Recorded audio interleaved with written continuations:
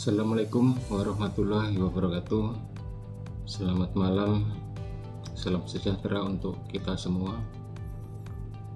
Pada kesempatan kali ini, perkenalkan, nama saya Agus Triwiayanto, nomor induk mahasiswa 2302190041, Universitas Kristen Indonesia, Magister Hukum 2023.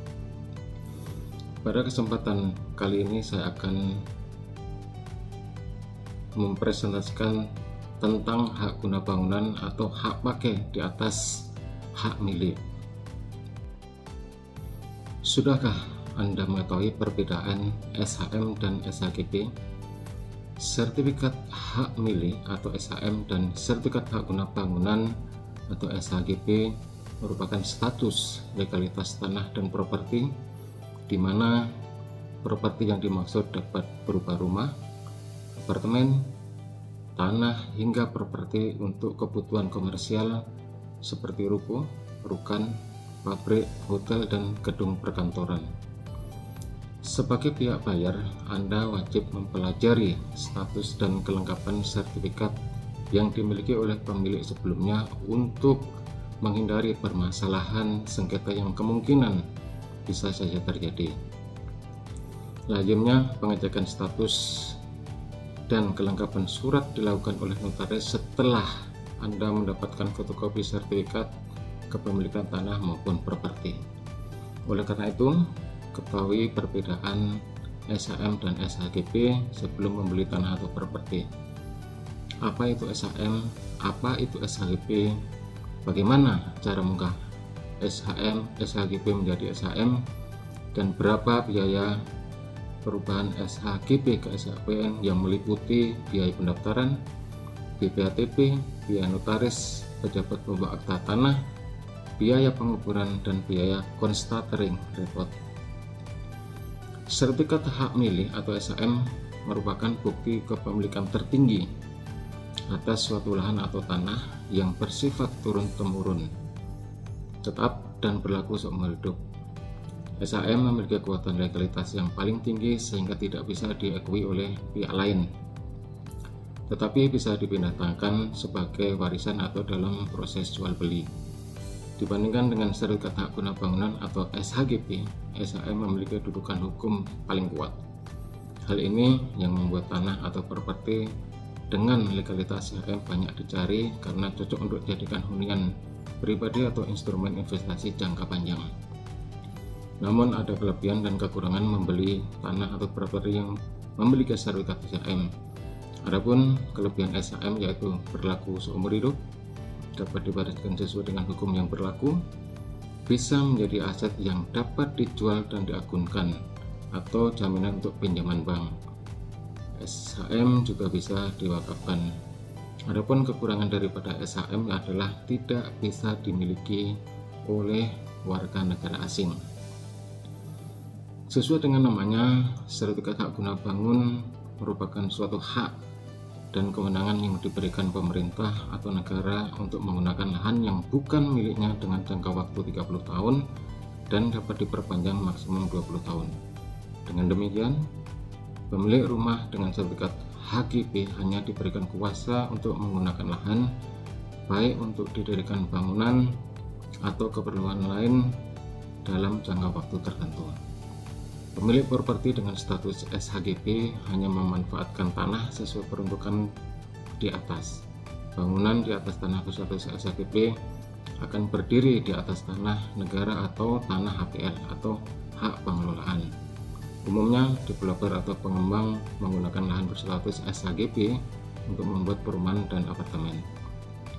Sama seperti SHM, SHGB juga memiliki kelebihan dan kekurangan seperti kelebihan daripada SHGB adalah bisa diperjualbelikan, bahkan dijadikan agunan kredit ke bank selama SHGB masih berlaku. Adapun kekurangan SHGB yaitu memiliki jangka waktu pakai, jika sudah habis maka harus dikembalikan kepada pemiliknya atau kepada negara. Sesuai dengan peraturan pemerintah nomor 18 tahun 2021 tentang hak pengelolaan hak atas tanah satuan rumah susun, dan pendaftaran tanah yang mencabut peraturan pemerintah nomor 40 tahun 1996 tentang hak guna usaha, hak guna bangunan, dan hak pakai atas tanah. Pada pasal 37 ayat 1 dijelaskan bahwa hak guna bangunan di atas tanah milik diberikan untuk jangka waktu paling lama 30 tahun dan dapat diperbarui sesuai dengan akta pemberian hak guna bangunan di atas hak milik. Kemudian pada pasal 38 ayat 3, hak guna bangunan di atas tanah hak milik terjadi melalui pemberian hak oleh pemegang hak milik dengan akta yang dibuat oleh PPAT. Hak guna bangunan di atas tanah hak milik bersifat mengikat pihak ketiga atau third party sejak didaftar oleh kantor pertanahan. Dalam hal ini, rusun yang dibangun di atas bidang tanah hak pakai atau HGB di atas hak milik dapat dimiliki oleh orang asing. Pemberian hak guna bangunan di atas tanah hak milik pada dasarnya merupakan pembebanan yang dilakukan oleh pemegang hak milik atas tanah miliknya. Karena itu, pemberian dilakukan dengan suatu perjanjian antara pemegang hak milik dan calon pemegang HGB yang ditampilkan dalam akta yang dibuat oleh PPAT, dan pembaruan terhadap jangka waktu HGB di atas tanah milik dilakukan dengan memberikan HGB baru dengan perjanjian baru. Pada pasal 37 ayat 4 dikatakan bahwa tanah yang dikuasai langsung oleh negara sebagaimana pada ayat 3, penataan kembali penggunaan, pemanfaatan, dan pemilikan menjadi kewenangan menteri dan dapat diberikan prioritas kepada bekas pemegang hak dengan memperhatikan yang pertama adalah tanahnya masih diusahakan dan dimanfaatkan dengan baik sesuai dengan keadaan, sifat, dan tujuan dari pemberian hak. Kemudian syarat-syarat pemberian hak dipenuhi dengan baik oleh pemegang hak. Kemudian pemegang hak masih memenuhi syarat sebagai pemegang hak. Kemudian tanahnya masih sesuai dengan rencana tata ruang. Kemudian tidak dipergunakan dan atau direncanakan untuk kepentingan umum. Kemudian sumber daya alam di lingkungan hidup dan keadaan tanah dan masyarakat sekitar. HGB di atas tanah negara diberikan dengan keputusan pemberian hak oleh menteri yang bersangkutan. Sementara HGB di atas tanah hak pengelolaan diberikan dengan keputusan pemberian hak oleh menteri yang bersangkutan berdasarkan persetujuan pemegang hak pengelolaan. HGB di atas tanah hak milik terjadi melalui pemberian hak oleh pemegang hak milik dengan akta yang dibuat oleh pejabat pembuat akte tanah. HGB yang di atas tanah-tanah tersebut harus didaftarkan oleh kantor pertanahan. Sesuai dengan PP nomor 24 tahun 97 tentang pendaftaran tanah, tepatnya pada pasal 44 ayat 1, di mana dijelaskan bahwa pembebanan hak tanggungan pada hak atas tanah atau hak milik atas satuan rumah susun, pembebanan hak guna bangunan, hak pakai, dan hak sewa untuk bangunan atas hak milik, dan pembebanan lain pada hak atas tanah atau hak milik atas satuan rumah susun yang ditentukan dengan peraturan perundang-undangan dapat didaftarkan jika dibuktikan dengan akta yang dibuat oleh PPAT yang menurut ketentuan peraturan perundang-undangan yang berlaku. Pasal tersebut sudah jelas menyatakan bahwa pemberian hak guna bangunan di atas tanah hak milik dapat dilaksanakan jika sesuai dengan peraturan perundang-undangan dan dapat didaftarkan asalkan disertai bukti akta yang dibuat oleh PPAT yang berwenang.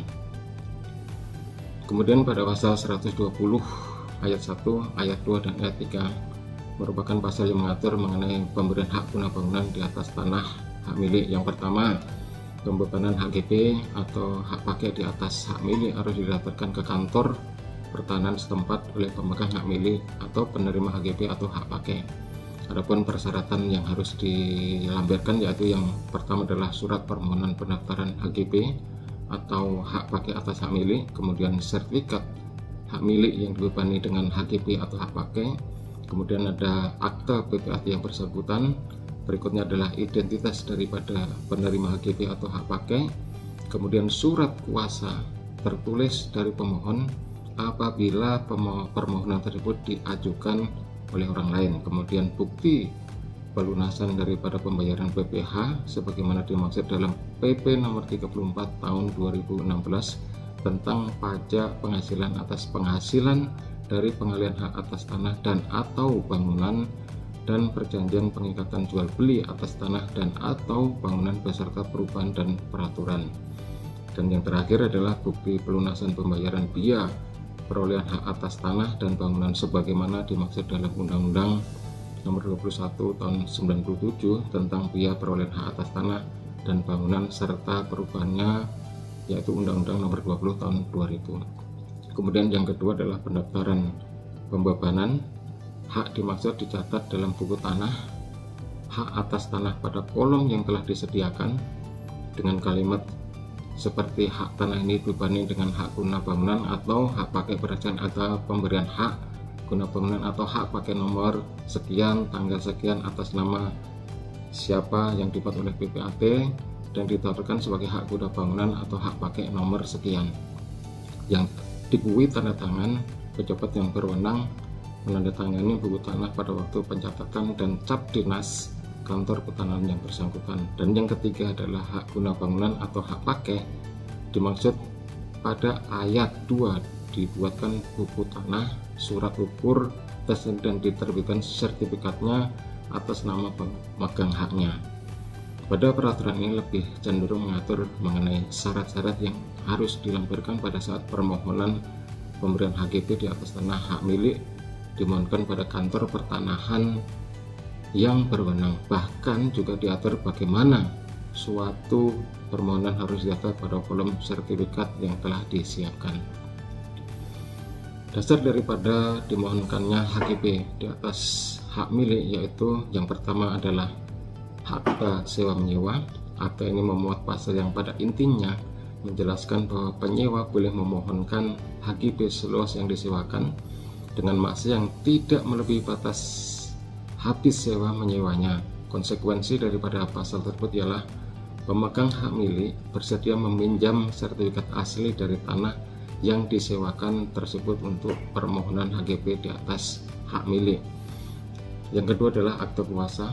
Dalam hal akta ini terdapat klausal yang menjelaskan kuasa daripada pemegang tanah untuk memohonkan sertifikat hak miliknya diproses guna pemberian HGB di atas tanah hak miliknya tersebut.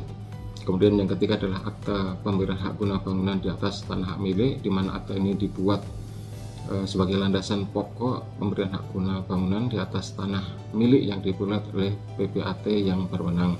Dan yang keempat adalah perjanjian sewa menyewa, di mana diatur dalam pasal 1548 sampai 1600 KUH Perdata bahwa sewa menyewa merupakan suatu persetujuan dengan mana pihak yang satu mengikatkan dirinya untuk memberikan kenikmatan suatu barang kepada pihak lain selama waktu tertentu dengan pembayaran suatu harga yang disanggupi oleh pihak yang terakhir itu yang diatur dalam pasal 1548 KUH Perdata. Perjanjian tersebut didasarkan pada adanya waktu tertentu. Dalam sewa menyewa dikenal asas jual beli tidak memutuskan, maksudnya adalah tidak pada waktu tertentu. Dalam sewanya dikenal asas jual beli tidak memutuskan sewa menyewa. Dalam sewa menyewa dengan asas jual beli tidak memutuskan sewa menyewa. Hal ini dapat diartikan apabila apa yang disewa dipindahtangankan, maka sewa menyewa tidak akan berakhir. Begitu pula dengan misal meninggal atau mati orang yang menyewakan atau penyewa, maka sewa menyewa tersebut masih tetap berlangsung. Kemudian berikutnya adalah proses pemberian HGB atas hak milik, yaitu sebagai berikut. Yang pertama adalah pembuatan akte sewa menyewa dari pemegang dengan penyewa. Yang kedua adalah pembuatan kuasa untuk memohonkan HGB di atas hak milik. Kemudian yang ketiga adalah pembayaran pajak-pajak yang timbul untuk sewa menyewa sebesar 10% daripada total sewa menyewa. Yang mempunyai kewajiban di sini ialah pemegang tanah atau yang menyewakan. Kemudian yang keempat adalah pembayaran pajak penyewa karena memperoleh hak sebesar NJOP dikurangi 20 juta rupiah, potongan tidak kena pajak. Kemudian yang kelima adalah pengecekan sertifikat apabila sewa menyewa tidak meliputi total keseluruhan luas hak milik, maka harus dimohonkan pecah terlebih dahulu seluas yang disewa daripada tanah sisa. Kemudian yang keenam adalah pembuatan akta pemberian HGB di atas tanah hak milik yang dilakukan oleh PPAT yang berwenang. Dan yang terakhir adalah proses pendaftaran permohonan pemberian HGB di atas tanah milik di kantor BPN yang berwenang. Berikutnya adalah contoh kasus yang terjadi dari sengketa lahan Hotel Sultan, di mana sengketa lahan yang melibatkan pemerintah dan perusahaan milik Ponco Sutowo PT Indo Mobilco terkait lahan tempat berdirinya Hotel Sultan di kawasan Gelora Bung Karno atau GBK Senayan, menjadi pertanyaan banyak pihak tentang hak yang dimiliki pemegang sertifikat tanah hak guna bangunan. Secara undang-undang, pemegang HGB mempunyai hak mengelola lahan selama 30 tahun dengan masa perpanjangan 20 tahun dan pembaruan 30 tahun berikutnya. Dengan kata lain, pemegang HGB bisa mengelola lahan tersebut hingga 80 tahun secara total. Mengenai hak pengelolaan lahan atau HPL, dapat dikatakan bahwa HPL itu tidak menggugurkan status HGB yang dipegang pengelola Hotel Sultan, kecuali HGB itu sudah dilepaskan haknya oleh pengelola sebelumnya, dalam hal ini adalah PT Indo Mobilco. Apabila pemberian HGB di atas tanah negara bebas selama 30 tahun, perpanjangan haknya diberikan juga di atas tanah negara bebas selama 20 tahun, maka pembaruan haknya selama 30 tahun juga harus di atas tanah negara bebas, kecuali sudah ada pelepasan hak dari pemegang HGB PT Indo Mobilco.